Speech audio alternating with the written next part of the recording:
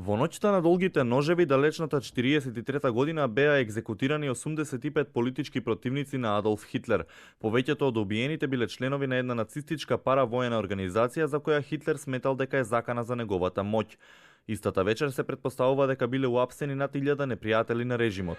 Но историјата се повторува, барем според актерката Валентина Божиновска, која се обиде да создаде една мини реплика пред поддржувачите на ВМРО ДПМНЕ на протестот пред Државната изборна комисија. Ова вечер е вечер на ножевите.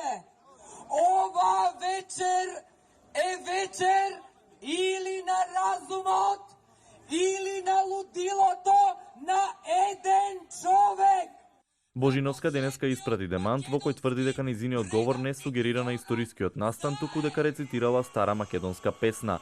Но покрај ова високи функционери и поддржувачи на ВМРО ДПМНЕ упатија и други директни клетви и закани кон своите политички противници. Бараа да се потврди како што велат нивната легитимна изборна победа, во спротивно се заканија со гневот на народот. Се многу близко ќе му биде погребот. Многу брзо ќе му дојде погребот. Ќе биде у кардиологија таму.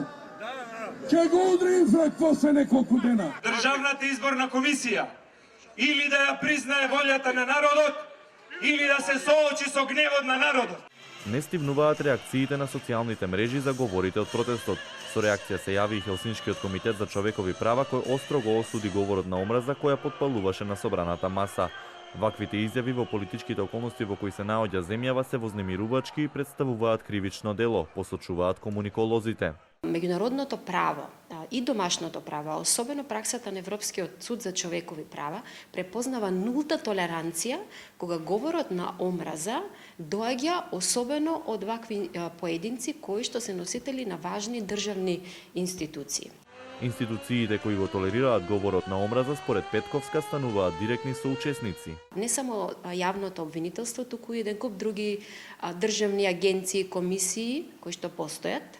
Значи, тие мора да постапат. Иако праксата досега покажува дека тие најчесто го игнорираат, особено во изминатите десетина години, ваквите изблици на омраза, ваквиот криминал од омраза, тие го игнорираат. Македонската ноќ на ножевите беше само долга за премрзнатите протестирачи.